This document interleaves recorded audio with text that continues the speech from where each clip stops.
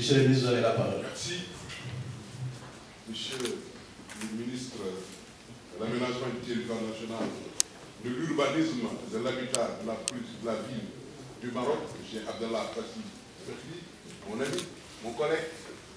C'est la deuxième fois d'ailleurs que je vous vois au Sénégal. Je pense que vous y plaisez. Bon voilà, donc je salue vraiment tout le monde. Je salue vos collaborateurs, qui sont venus avec vous, mes collaborateurs. Je salue la presse. Je salue mes équipes techniques. Donc des facilitateurs qui font un excellent travail. Vous savez, nos deux équipes, nos deux ministères font un travail d'arrache-pied depuis presque 2 ans avec des missions précises. Un travail technique extraordinaire qui nous a fait connaître ce résultat d'aujourd'hui. Et je pense que c'est une bonne chose, mais ça se voit, ça ne donne pas la préparation de nos deux pays frères, entre le Maroc et le Sénégal, historique, vous l'avez dit tout à l'heure. Et donc, ça ne m'étonne pas aujourd'hui que ce travail soit enclenché depuis 2 ans et dans de très bonnes conditions. Vous avez pris la balle de rebond et très bien pris d'ailleurs. Et je vous en félicite pour ça. Ce que je vais dire est très simple. Vous l'avez déjà dit, et je ne vais pas tout me répéter. Dire simplement que d'emblée, le Forum ministériel africain sur l'habitat et le développement urbain a été organisé pour la première fois au Maroc dans un contexte préparatoire de la conférence mondiale Habitat 3. Bien entendu, ce forum avait permis quand même aux pays africains de contribuer qualitativement à cette conférence et, dans la même foulée, consolider les positions communes tenues à Abuja pendant la réunion régionale et endossées par les chefs d'État et de gouvernement. Je le rappelle, le FOMA est un mécanisme de concertation régionale et un instrument de politique de gain de coopération sud-sud entre les pays africains. Le soir de Dakar se justifie par le rôle très joué par notre pays durant le processus et bien entendu son engagement indéfectible sur la politique du renouveau urbain enclenchée par le président Macky Sall et qui est porté par le PSE, qui est un référentiel unique en matière de politique publique. Je dirais encore que cette co-organisation, le Maroc et le Sénégal et ONU Habitat, à Dakar, ne sera pas de déclaration, mais ce forum permettra aux pays africains, au ministère du secteur, de poser des actes. C'est-à-dire, non seulement ils ne vont pas théoriser, mais prendre des stratégies communes pour la mise en œuvre justement de l'agenda urbain mondial. D'autant plus qu'ils ont des défis à relever, des défis communs et des problématiques. Vous savez, l'Afrique, avec ses villes, ôtées de leur dignité, de leur fierté et de leur sécurité, s'achemine d'une manière inexorable vers une urbanisation très poussée. Déjà, je peux dire que l'Afrique, avec 1 milliard d'habitants, il l'a dit tout à l'heure, va compter en 2009, déjà, en 2009, compter 400 millions d'habitants. 400 millions d'habitants, et en 2030, 500 millions. Ce qui fait que le taux actuellement de 40% serait porté à 50% en 2009. L'Afrique aussi, comme le monde, qui va vers une transition urbaine très accélérée, parce que le monde compte 7,3 milliards d'âmes et 400 millions déjà habitent en ville. En 2050, nous aurons au moins 6,3 milliards d'habitants, 6,3 milliards de citadins sur les 9 milliards. Ce qui est vraiment excessivement difficile à concevoir. C'est pourquoi nous, Africains, comme le monde, nous devons répondre à l'ODD 11, faire en sorte que les villes soient ouvertes à tous, durable et résilient. Ça, il faut qu'on atteigne quand même cet objectif fondamental. Ce que je vais ajouter est que le forum de Dakar, à terme, il ne s'agirait pas de déclaration, mais d'une feuille de route, comme il a dit tout à l'heure. Une feuille de route, la pratique. On dit que la théorie éclaire la pratique, mais la pratique enrichit la théorie. Et cette théorie peut se transformer en force matérielle dès qu'elle pénètre les masses et les anime. L'animation, c'est aujourd'hui. Et demain, je pense, sera la pratique, sera la feuille de route, sera quelque chose de visible. On va s'acheminer à pas sûr vers un agenda durable. Ça, c'est notre vœu pieux. C'est pourquoi j'invite tous les Sénégalais, j'invite les privés, les Marocains, tout le monde, le gouvernement, sans oublier personne, que tout le monde soit présent. Parce que le Maroc et le Sénégal seraient une vitrine de l'Afrique et du monde. Nous espérons déjà avoir 20 ministres. Actuellement, nous en sommes à 15. Ce n'est pas négligeable. Alors, mes chers frères marocains, vous l'avez fait, vous l'avez dit. Parce que vous êtes dans la préparation, vous faites un travail excellent.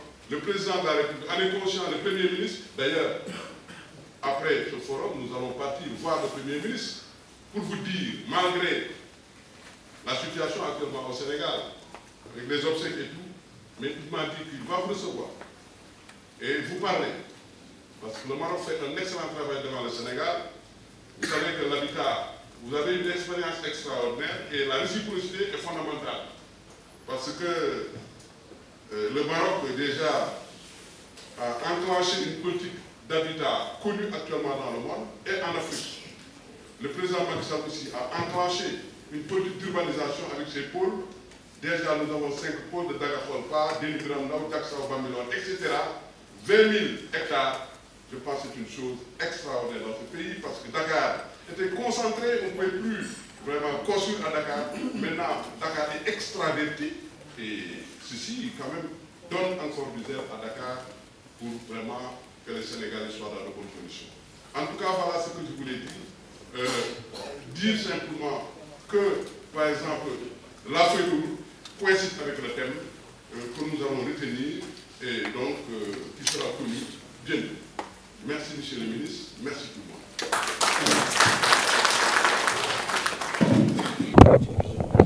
monde.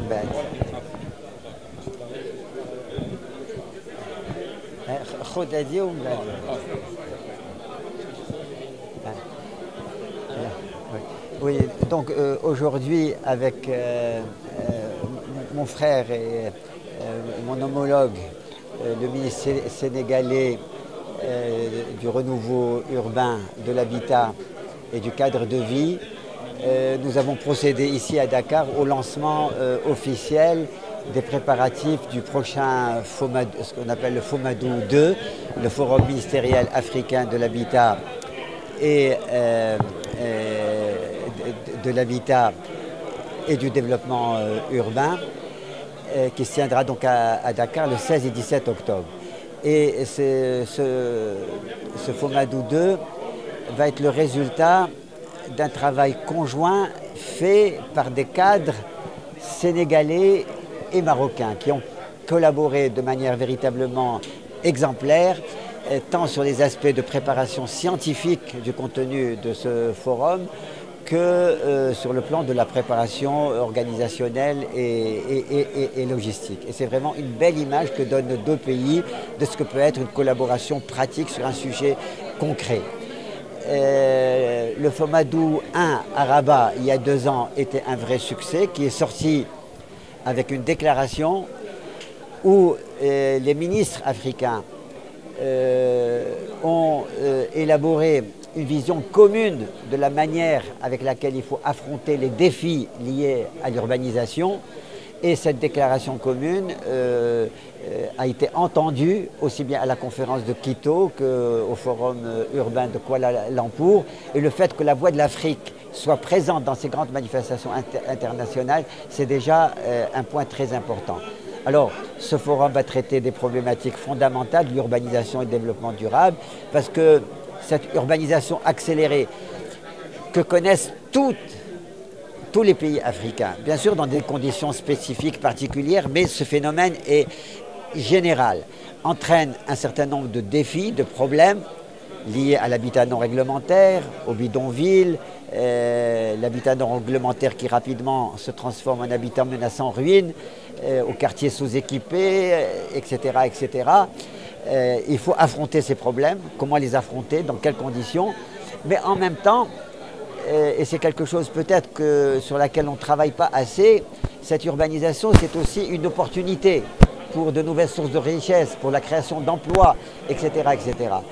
Et ce qui est important pour nous, c'est traiter ces problèmes, ces défis majeurs avec urgence pour procurer un logement, pour lutter contre toutes les formes de fractures urbaines, de pauvreté, de précarité à l'intérieur des villes, mais en même temps que tout ceci soit traité dans un cadre cohérent, ce qui pose le problème, disons, de réhabiliter la planification urbaine, en l'assouplissant, en renforçant les mécanismes de concertation, mais cette planification urbaine apparaît tout à fait essentielle. Tous ces sujets-là vont être, disons, à l'ordre du jour du prochain forum. C'est des questions vraiment fondamentales et il est frappant que lors de cette conférence de presse, alors que nous parlions d'urbanisation, des questions ont été posées sur comment nourrir les citadins, donc les problèmes d'agriculture, des problèmes d'environnement, des problèmes de transport. Nous sommes au cœur de problèmes économiques, sociaux, culturels, sociétaux, et ce qui donne, disons, toute sa force et tout son intérêt à cette prochaine manifestation qui est appelée à connaître, j'en suis sûr, un grand succès. Le forum est un cadre de concertation régionale et un instrument aussi de coopération sud-sud.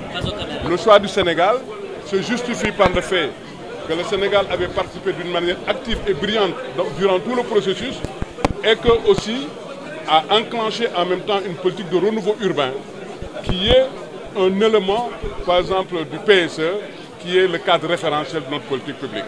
Je dis que cette conférence, je dis bien Fomadou 2, qui sera organisée à Dakar, il ne s'agira point de faire de la théorie, mais il s'agira de poser des actes. Il s'agira de définir des stratégies pour la mise en place de l'agenda urbain mondial. Parce que les pays africains ont les mêmes destins, ont les mêmes difficultés, ont les mêmes problématiques. L'Afrique, vous savez, avec ses villes fragmentées, avec ses villes fragilisées, avec ses villes ôtées de leur fierté, de leur dignité et de leur sécurité, s'achemine pas à pas vers une urbanisation très poussée. Et ceci, on doit prendre quand même des mesures. L'Afrique, actuellement, a 1 milliard d'habitants et les 400 millions habitent déjà en ville. D'ici 2030, nous aurons, l'Afrique va connaître une population citadine de 500 millions, presque la moitié. Comme le monde aussi qui s'achemine vers une urbanisation accélérée. Le monde connaîtra actuellement, le monde a 7,3 milliards d'habitants. 7,3 milliards d'habitants et en 2050, le monde connaîtra, va abriter 9 milliards d'âmes. Ça veut dire une augmentation de 55% à 70%. Qu'est-ce qu'il faut faire? Répondre à l'objectif 11. L'objectif 11, c'est quoi? Faire en sorte que les villes et les établissements humains soient sûrs, résilients et durables. Voilà ce que l'on veut faire. Et donc, je pense qu'il ne s'agira pas de déclaration pour le Forum de Dakar, mais il s'agira d'une feuille de route avec des actes clairs pour s'acheminer pas à pas vers un agenda urbain. Je vous remercie.